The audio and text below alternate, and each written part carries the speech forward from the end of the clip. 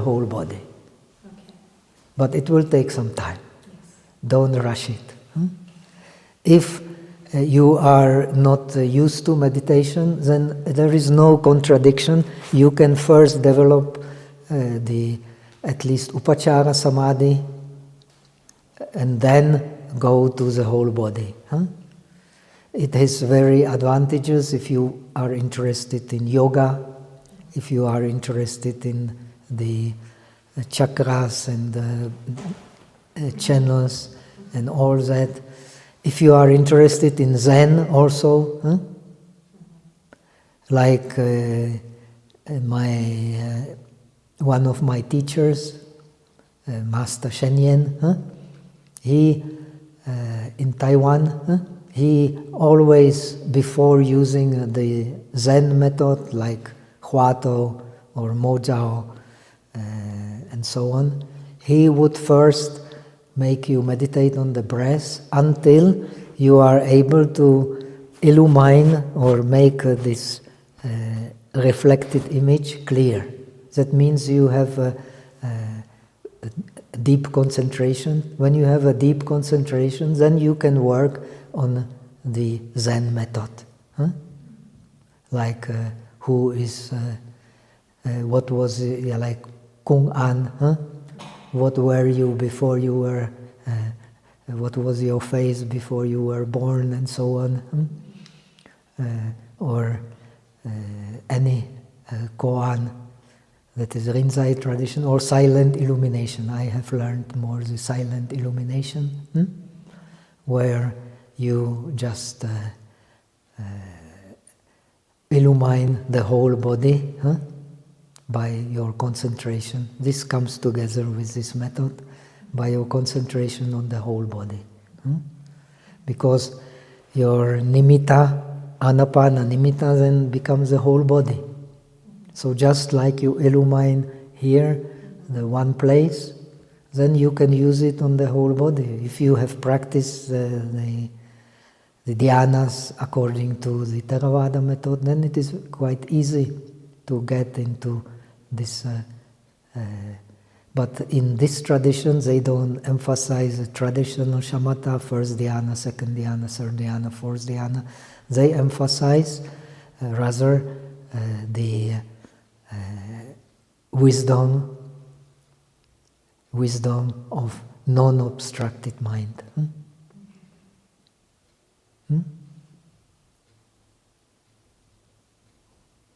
The wisdom of non-obstructed mind, for that you have to make your attention on your body, but then on the outside, inside, does not separate. So the differentiations which arise in the mind become completely illusionary. But then you can get into the so-called nirvikalpa jnana, the wisdom without differentiation, or nirvikalpa samadhi. Samadhi and jnana, they put together in the tradition emphasizing how to become an arahat. They tend to differentiate between concentration and vipassana. Here in Zen or in Tibetan traditions, you put them together. So there is a lot of misunderstanding in Theravada.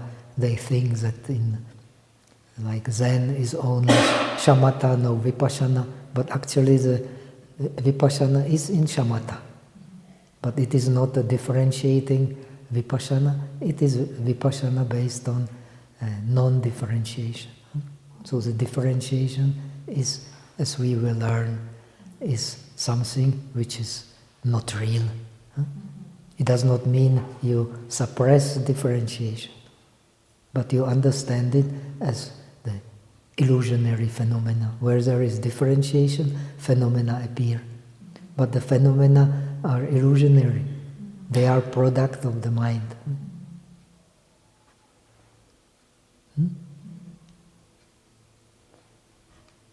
So emphasis is on non-dualism. But in Theravada they also get the idea of non-dualism. It is not a contrary, but as we will see, it is not the necessary requirement for realization. In this tradition, it is a necessary requirement for realization. So the object of vipassana is the suchness of no self, not belonging to the self, of not clinging to pleasant, unpleasant, neither pleasant nor unpleasant sensations. This is the realization of vipassana. But in this tradition, realization of vipassana is also the realization of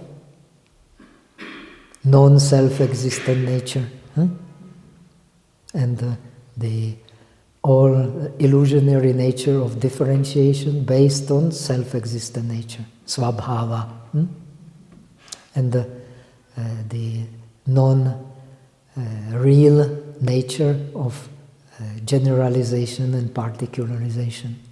This is also suchness. This is also what is to be realized. Not necessarily in the vipassana based on differentiation. But it can be realized also, but not emphasized. So there is a lot of misunderstanding on the part of the practitioners of Tibetan Buddhism, Chinese Buddhism, and the practitioners of Theravada. Theravada practitioners tend to put down the Bodhisattva practices. Bodhisattva practitioners tend to put down the... but this eventually should be avoided, because we have finally we all want the same thing, no? Which is nirvana. It is the same. There are not two nirvanas. But the nirvana of the Bodhisattva practice is based on the non-dualistic understanding. You cannot separate yourself. So it denies the individual realization. But it is also skillful means for understanding. It is not any absolute doctrine. Nobody can teach nirvana, nibbana. Only skillful means how to understand it. So this is very important to emphasize, so that we have the better understanding. Anything else? Can I ask one follow-up question? Yeah. Somewhere, I don't know exactly what you mentioned, but you mentioned something about the Buddha nature arising on the basis of causes and conditions. No. Buddha nature is not changing. So how can it arise on the... But the Tathagata Garbha, Tathagata Garbha is explained in Lankavatara also. It is just skillful means. If you hold to Tathagata Garbha, you don't understand Tathagata Garbha. You cannot hold it. But the Tathagata Garbha is a skillful means. Even Lankavatara Sutra teaches that because the Indian tradition, they hold to the self. So it is to understand that the self is shunyata, nothing else. That is a true self. Shunyata is tatata. Tatata is the non-dualistic nibbana. So now the Buddha nature is always there. It does not change, and it contains all the virtues. Due to our non-virtue, due to our ignorance, we do not see it. So this, it is compared in the scriptures, you have a gold, pure gold. But this pure gold is covered by this mine, which doesn't make it shine, makes it not, the gold nature does not come to expression. Similarly, our mind, its nature cannot be changing. If its nature is changing, then how can we receive all objects? No? Impossible.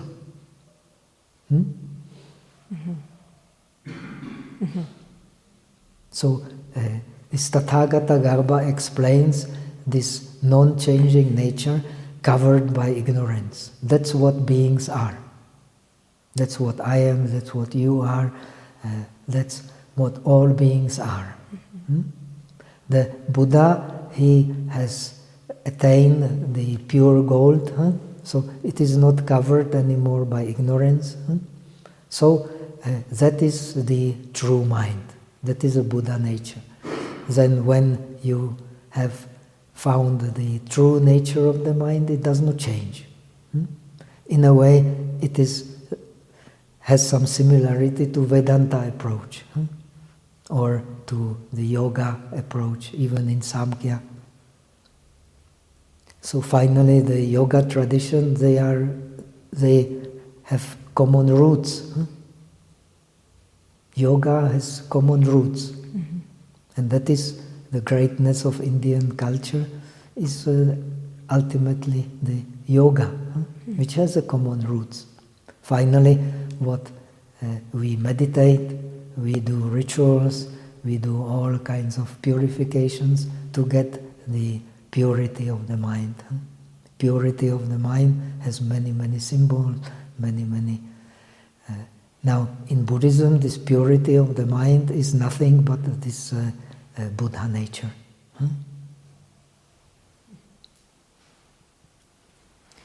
And when you refer to the body, or when are we referring to the subtle body? And if we refer to the subtle body, is it the Nadi Prana Bindu? Yes, that is a subtle pranic body. Okay.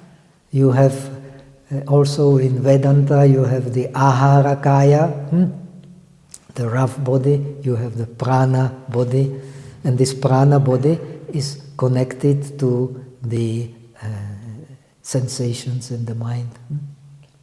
A very intimate connection.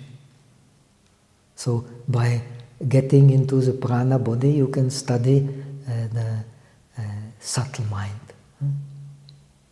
And the subtle mind is the skillful means for realization of that which is beyond the mind. Unless we have the subtle mind, we do not realize that which is beyond the mind, beyond rational understanding. Now people don't believe in nirvana because they don't have access to the subtle mind. And access to the subtle mind, that is yoga. It is more or less the same. Thank you. Is there any time for meditation, or how many times you take for meditation? Simple question. I don't know. This is a very good. The microphone, because we are recording, and otherwise it will be an answer without a question. So, I had a very That basic is question. a very good question. According to the yoga tradition, the best time for meditation is Sandhi Muhurta. When we get up in the morning, there is daybreak. That is the best time for meditation. And in the evening, when the sun is setting, all the animals, birds, they feel at the time there is some kind of silence. But we are living in our stressful world, so we have alienated ourselves from nature. Practicing meditation is in a way a return to our nature. according to Buddhism, our nature is pure. These impurities are like guests. This is what we believe. That's why we can purify ourselves, because the impurities, they are the guests to our mind. Agantukehi kilisehi upaklitam. The mind is defiled by the guests of defilements. Now, in order to understand it, we have different methods. But ultimately, all methods lead to one, and that is the pure mind. Now, whether philosophically this pure mind is like in Samkhya, divided from the phenomena, or it is the origin of the phenomena and so on, there are all kinds of differentiations, but ultimate reality is a pure mind. And for pure mind, we have to bring the mind into silence. And the best time for silence is this, in the nature, is this Sandhi Muhurta. What is timing of that? Yes, Muhurta just means, in this case, Muhurta means time. Sandhi means connection. It does not, there is also in Indian reckoning of the time, Muhurta, which has so many different divisions also. The smallest division is Kshana, but here Muhurta means just time. You have Kshana, Lava, and so on, many different divisions of time in ancient India. Kshana is the smallest, and the Kalpa is the longest. So from Kshana to Kalpa, we are functioning in the world. But Muhurta means just here simply the time. Time when the change is most obvious. The night becomes day and day becomes night. Normally in Indian, so many spiritual leaders, they say it is Brahmota. We call it Brahmota. Yes, They say it is before the Brahma sun arises. in Buddhism has the meaning of the best. It is not necessarily connected with a god. In Buddhist literature, Brahma Muhurta means best time. Like the Arahat is supposed to be the real Brahma, the best. Brahma Purusha. The best man is an Arahat, because he has purified his mind. So in Buddhism, the creator is the mind, and the distractor is also the mind. Everything comes from the mind. So the Brahma is still impermanent. That is the teaching of Buddhism. But he is impermanent, but he is still the best. The best, the gods are called Deva, but the best of the Devas is a Brahma, that is superior Deva, belonging to the Rupa Dhatu, Arupa Dhatu. The Deva mostly just belonging to this Kama Dhatu, to the lower sphere. That is Indian philosophy. In Buddhism, the samsara is created by mind. The world is created by mind. So the world has dharma, has karma, but it does not need Brahma to be created. It is created by the mind itself.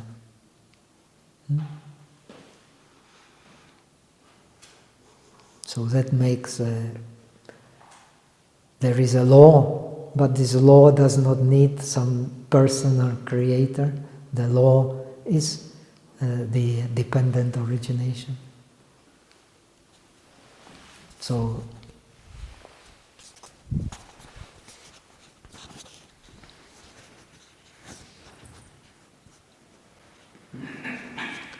Bhanteji, could I request that you expand on the three nimittas? three nimittas, yes. And if there are any specific characteristics, also Okay. if there is any linkage with the subtle body. This is, you will find not in the literature of Northern Buddhism, in Sanskrit, you will find in Pali. But this concept of Patibhaga Nimitta is very, very important for understanding Yogacara. Actually, I see you as a Patibhaga Nimitta in my mind. Because you are not real, I am also not real. You are the image in my, reflected image in my mind. But in Visuddhimagga, in order to get into dhyana, you have to, if you meditate on the breath, you have to develop the Patibhaga Nimitta. Patibhaga Nimitta means a reflected image. And how you create the reflected image. When you have ability to stay with your Anapana Nimitta, then this Anapana Nimitta will stabilize. When it is stabilized, it can become Parikama Nimitta, preparatory image. That's the first one. When it is a preparatory image, that means it remains stable. When it remains stable for a long time, so you can actually, it will be connected with colors. At first, these colors will be very transitory. It will appear and again disappear. It will be like fluctuation in front of your attention. These fluctuations, you should not pay attention to them because they are not stable object. If you pay attention to non-stable object, your mind also becomes unstable. No? So you just ignore them and only pay attention to the breath. Then they will stabilize. When they stabilize, and this image of the breath will be connected with color or with light. When this color or light you can grasp, it becomes Ugaha Nimitta. Utgraha means you can pick it up. When you pick it up and your mind can stay with it, then it becomes the Patibhaga Nimitta, reflected image. And when it becomes a reflected image and you are able to use it to go into dhyana, then when you turn your attention to the base of your mind, the bhavanga, then you will see the same image at the bhavanga. So you know you are in dhyana. Then you can analyze the immediately preceding mind, samanantara citta, which goes to that image, one by one, and this you can see that this mind which goes to the image are the five, based on five angas, 5 causes, vitarka, vichara, piti, sukha, ekagata. You learn their characteristics and you can clearly identify them. So this is a scientific. Now you have a lot of people who teach a non-scientific kind of approach to dhyana just by paying attention to the same sensation for a long, long time. You can also merge, but it is not a scientific way. And you cannot use it for vipassana. But here, you can use it for vipassana. So when you have identified, this is how we learn in Burma, when you can identify these 5 angas, you can also identify all the other mental factors. But in order to identify them, you have to learn their characteristic. And then, of course, you so to say, decide in your own mind. For that, the Yogacara is very useful. That's why what we see is actually manipulation of the mind. This is Yogacara. Because you decide that it is so, you will experience it so. But reality, this is only skillful means for understanding the mind, but it is not the reality. So the third nimitta, patibhaga nimitta, the nimitta is very stable. So at that point in time, does the meditator stay with the breath or only with the image or... Well, at that time, if you practice shamatha, you don't care about the breath. You only fix your mind on the breath will be there, but you do not pay attention to it. What you pay attention to is this patibhaga nimitta. Because your mind has merged with that patibhaga nimitta. And that is dhyana. Because you investigate these factors of the first dhyana, then you will meditate on this vitarka vichara as being the kind of expression of the agitation in the mind. When you see it very clearly, they go away. When they go away, then you can investigate the piti as being agitation of the mind. And when your mind becomes even more subtle, you investigate sukha as the agitation of the mind. And then you go to the fourth dhyana, which is achala, not moving. The previous dhyanas can be moved by attachment, but in the fourth dhyana, cannot be any attachment because there is neither pleasant nor unpleasant sensation. You go beyond sensation. So it is called nirvana sadrisha. Similar to nirvana, but not nirvana. Why? Because it is impermanent still. But similar to nirvana, because there is no sensation you can hold. So that is why the Buddha died in the fourth dhyana. That it is most clear. You have still form, you don't go beyond the form, but you are not deluded by the form, by having contradictory sensations. So it is a perfect state as far as the shamatha is concerned. So if you practice vipassana in this state, then it is the most suitable state of mind. So this is how we learn in Dharma. Go step by step. First master the jhanas, then do vipassana in the jhanas, based on first understanding of the rupa. So would it also be correct to then say that the workspace of the meditator then moves from the breath, nose nostril area to the heart region? No, the heart region is only orientation if you have attained the jhana. If you have attained the jhana, even if you... Because that patibhaga nimitta comes from the mind. Right. It does not come from outside. But normally you don't see it, that it comes not from outside. Because you have the breath and you orientate yourself on the breath.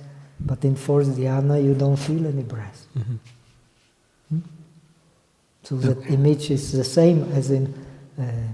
but you can understand that it comes from the mind very clearly. Right. So the image, this patibhaga nimitta, are still the four elements. That's why you practice the meditation on the four elements to understand. When you analyze it, you still find the patavi, the Jalvayu. tejo, vayo, it is still there. And it will disintegrate into the kalapas. And these kalapas will again disintegrate into patavi, apo, tejo, vayo. So nothing is solid. And this is this also knowledge of the science now. In the matter, nothing is solid. But you experience it in your own body. So it is very different than experience it with a super magnet.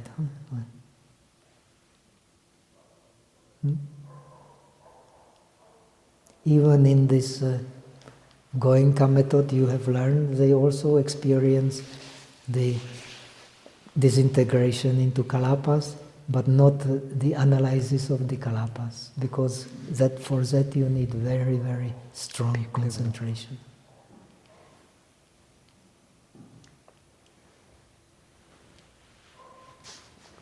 But we are learning now the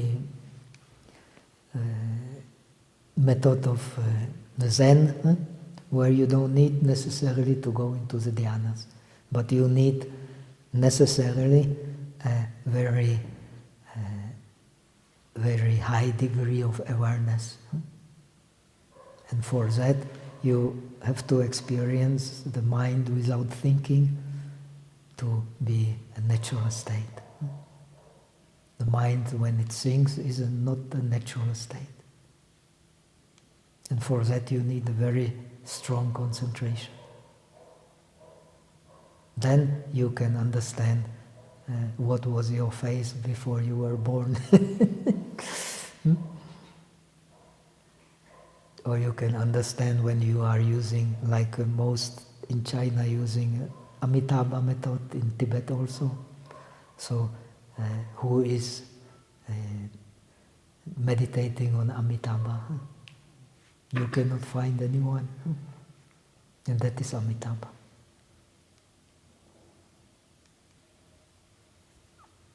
So the methods are different.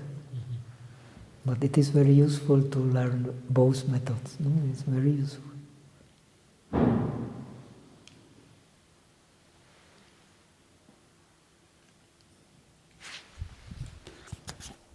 Guruji, this is regarding meditation technique.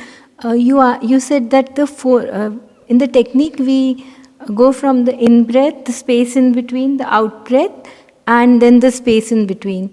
While doing this, in my experience of it, the attention, and ultimately it's to go to the body breathing, awareness of the body breath, you had mentioned. Well, that is, eventually you will be aware of these breaths being in the whole body. Right. Even if you're not breathing through the nose, the breath is still there. No? So my question is, if we feel the subtle energy moving through the body, how the energy centers? You learn, if you like, then you can learn some skillful means to understand this first, the sushuma. Huh? Yeah. I've been doing that. So is that the same as the body breathing or the vibration of the body, or it's just a separate phenomena? No, this vibration is everywhere. Okay. But these channels, they have a certain laws. Okay. And you can only study these laws by having some idea how they are. Right. How to experience them.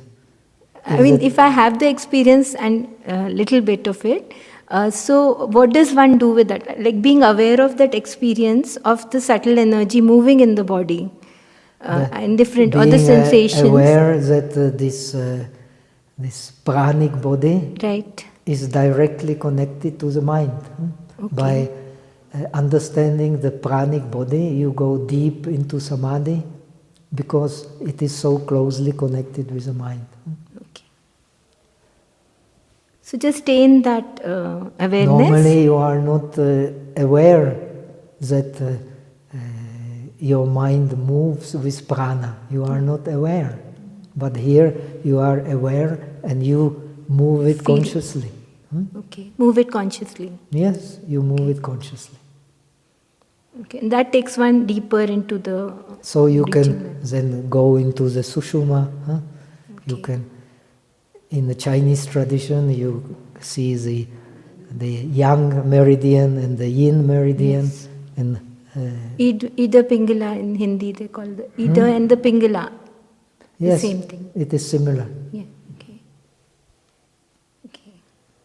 But in this tradition, it is a little bit different. This yang meridian goes the back side, and the yin meridian in the front side. The yang meridian goes from the coccyx to the Brahmadvara. The yin meridian goes from the upper teeth, tongue, to the middle of the pelvis. Okay. And you can, by experiencing it immediately, your mind becomes like samadhi. So, what would be a good book or something to know more about this in the Chinese tradition? I mean, is there any? Yeah, that is called the inner alchemy. Inner alchemy. Nathan. Okay.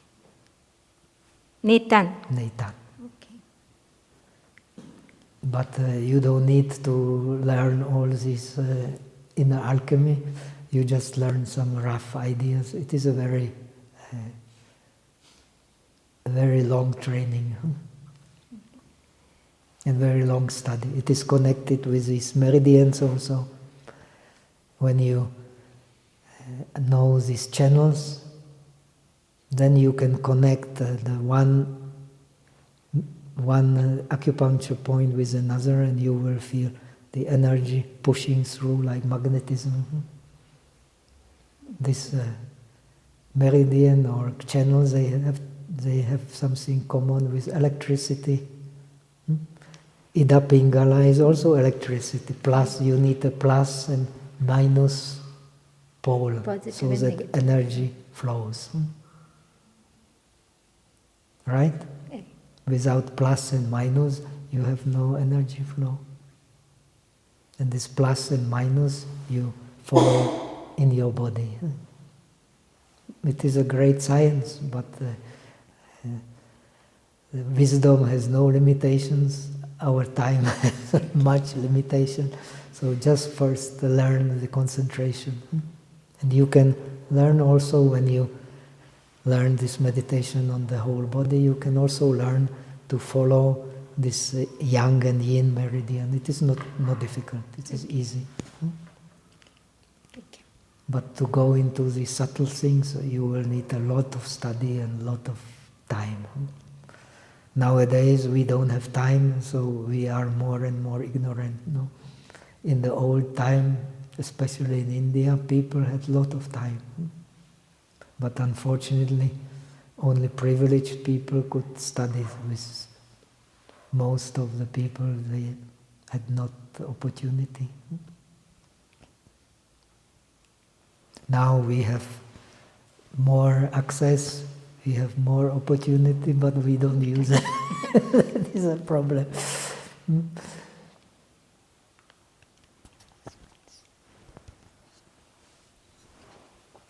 Why? Because we have been all subjected to this materialistic civilization.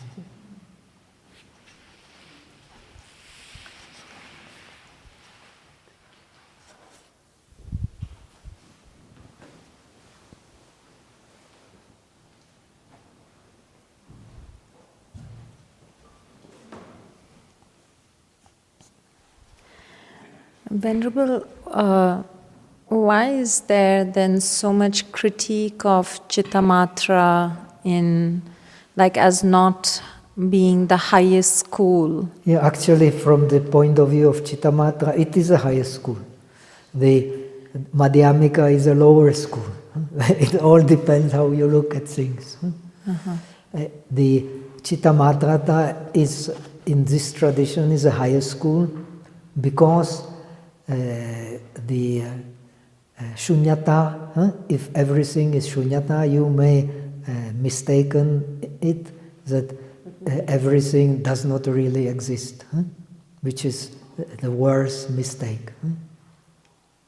So in order to avoid this mistake, in order to avoid the understanding of shunyata as being nothingness, and sometimes it is very difficult to avoid this extreme of Uchedavada by Madhyamika. You have to be very, very skillful. That's why they learn dialectics and so on, to avoid this extreme. Because shunyata is not a concept, shunyata is experience. For this experience you need a clear concept. If you don't have a clear concept, it's very difficult to have this experience. Now, the Yogacara goes beyond existence and non-existence. Ultimately, the dependent origination is beyond existence and non-existence. And to go beyond existence and non-existence, it's the same like Madhyamika, you have to understand the mind. And to understand the mind from the point of view of Chittamatrata, you have to see your dependent origination as being the mind itself.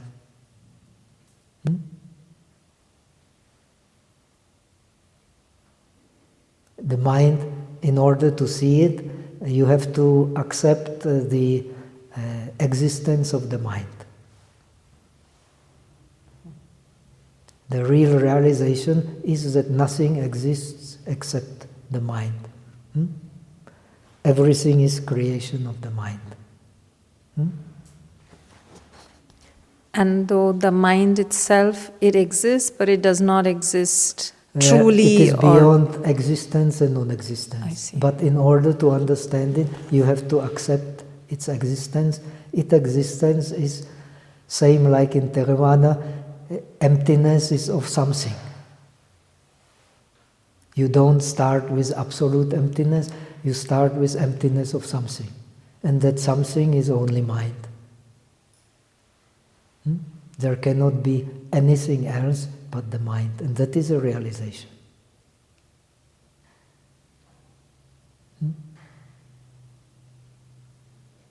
The wind does not move, the trees do not move, the leaves do not move. It is a mind which moves.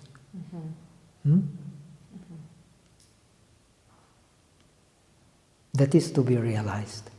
So this tradition is based in a way on paradox. Our existence is itself a paradox. We are neither same nor different. We are neither becoming nor going. We are neither one nor many. From the very beginning we are in a situation which is we cannot understand by reason. That is why I mentioned these 6 characteristics. They are unbelievable. They are a wonder. They exist together. It's not like Aristotelian logic. It is, A cannot be B. A and B and C, they exist together, but also they can be separate. So, it is very important to realize that all this happens in one moment. Separation, togetherness, coming, going, oneness, differentiation. And that you can only understand by understanding the nature of the mind. So first you have to accept the mind to understand the nature of the mind, which is empty of nature. And this emptiness of nature of the mind is the Buddha nature. The duality comes from the alaya, the mind which dwells. But the nature of the mind is not dwelling. And that is to be realized. We have problems, defilements, worries, troubles, all kinds of depressions, fears, because we don't understand this nature of the mind. So we identify with the chittavrittis, or with the activity of the mind. So in the Tibetan tradition, when the teacher gives pointing out instructions, is it that they are introducing the student to the nature of the mind? So you Yes. have a taste of... The faith is faith in the nature of the mind. So you start with the faith, arising of the faith in Mahayana. And faith is the key to understanding the nature of the mind. If you don't have faith, you will never learn to meditate in a non-dualistic way. So, first, faith, before everything. Faith is that you are the Buddha.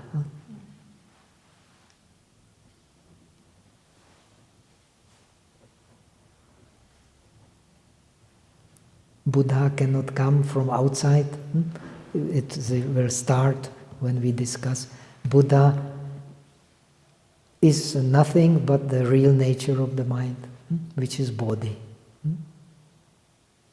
So the Mahayana is understanding the one Dharma Dhatu. This one Dharma Dhatu contains the real essence, real characteristics, and real function. This is typical for Chinese philosophy. If you don't know the one Chitta Dhatu, then you will not understand the great essence, great characteristics, and great functions of the mind. So, faith.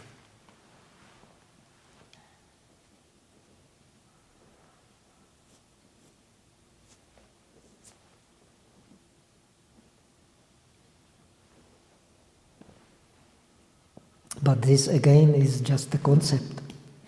The Yogacara explains very clearly that if you hold to Yogacara, you don't understand Yogacara. If you hold to Alaya Vijnana, you don't understand Alaya Vijnana. If you hold to Buddha nature, you don't understand Buddha nature. So it is kind of a paradox. But it is a method of meditation. Zen is just a method.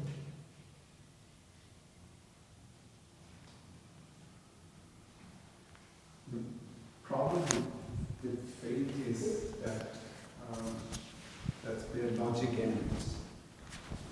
So some other philosophers or some other schools will say, show me the evidence. Because when it becomes a matter of faith, then there is simply no logic. But logic is very important. According to the Sandhi Nirmochana Sutra, which is very important for this tradition, the Dharma means Nama, Vakya, Akshara, the names, the sentences, the syllables, and generalization and particularization. That is Dharma.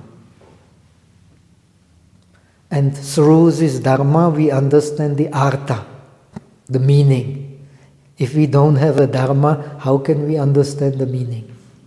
So the ultimate reality is not to grasp to the Dharma, not to grasp to the artha, but to use correctly the Dharma and the artha to go beyond Dharma and the artha.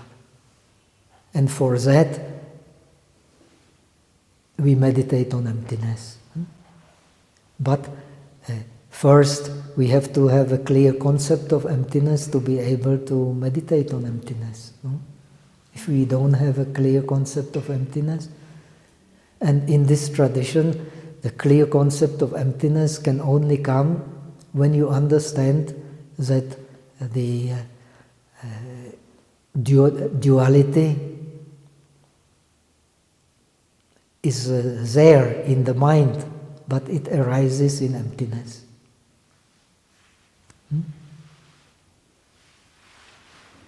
Abhuta, the Maitreya says, Abhuta parikalpo asti, Anyone has learned Sanskrit, it is wonderful. Abhuta parikalpo asti dvayam tatra na vidyate. Shunyata vidyate tatra tasyam api sa vidyate. This imagination of the object as separated from subject exists. You have to admit that it exists. That's why mind also exists, which makes this duality. But it exists in emptiness.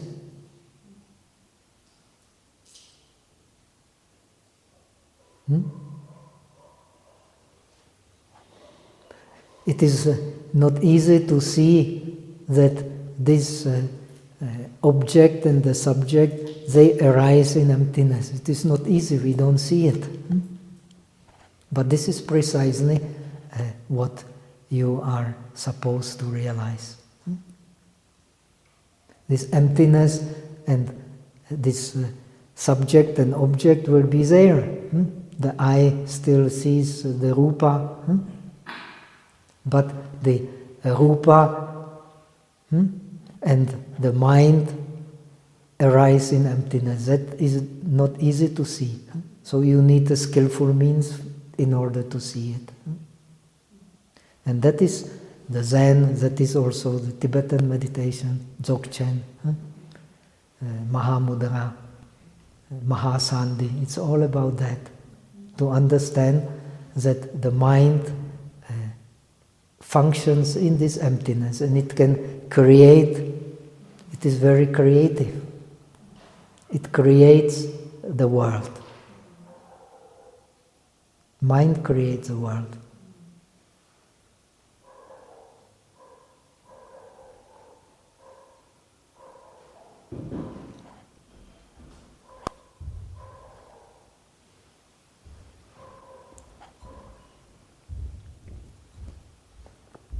So logic is not important. The logic is also the product. Buddhist logic is Yogacara mostly. The developed Buddhist logic is Yogacara. It was in discussion with the Brahmanical school which has developed the Buddhist subtle logic. And it is Yogacara. So you have two kinds of Yogacara based on the Alaya Vijnana Yogacara and the Yogacara based on the logic, which does not speak about Alaya Vijnana. The Dharmakirti, Pramana Vartika, the Tibetans, they all learn it.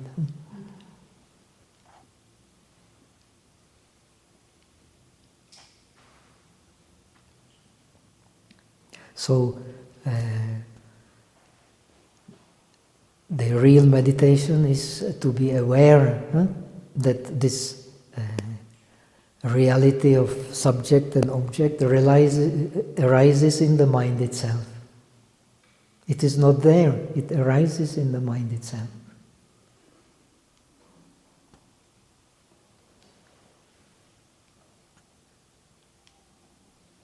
In which mind? In this very subtle mind which is called Alaya Vijnana or Bhavanga in Theravada.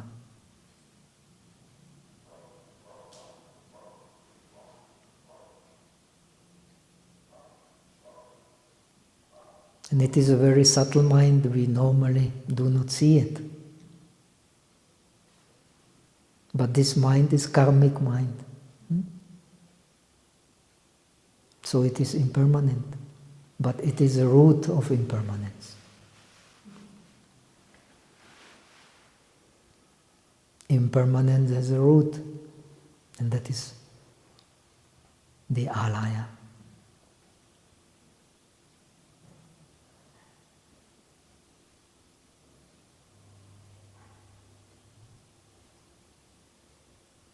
But we do not normally see that in the consciousness itself, the object and subject arise as something separate. We normally do not see it.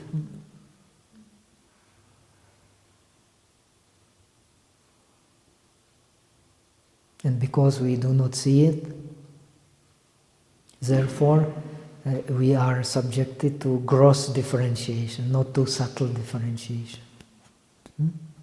That we will all. This is all the content of this treatise. So now you are learning this subtle meditation on the breath. It is also skillful means to understand the subtle mind, in which the division between the object and the subject arises. And when it arises, immediately there is differentiation. I like it, I don't like it, I want it, I don't want it. But it arises from the mind itself. It does not arise from the outside of mind.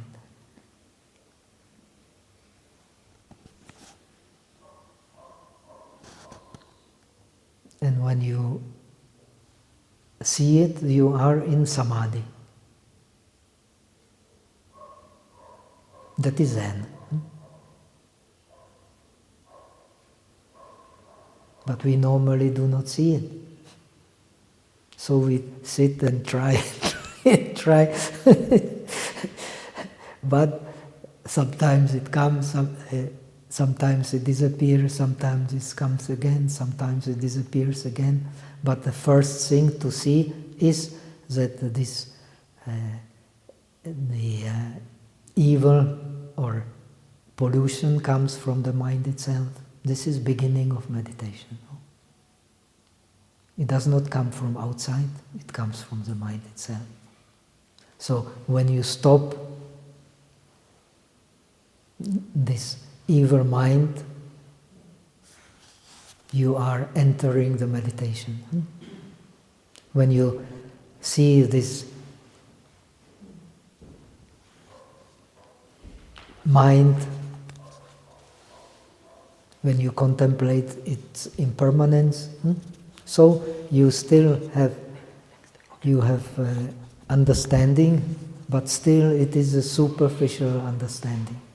When you understand that the real mind stands, when you have some realization, the real mind stands, that which moves is not real, then you have a deeper realization. And when you have a deeper realization, then you come to the origin of the mind. Then you can penetrate the illusion of the karmic mind. So this is a process in this. We will learn. Bante, in the interest of that penetration, it's 5:20. I suggest we have meditation. If there's no further questions, can we have a meditation session? Okay, 15 minutes, huh? How long? There is a celebration, no? Yes. Today, 5:30? 5:30 we had a celebration What's of lowering, so it's a festival. So let us do 15 minutes. 15 minutes meditation for just to get the taste, so that we celebrate with a mind of awareness, not with a stupid mind. Okay. If you can celebrate with a mind of awareness, the life will be celebration.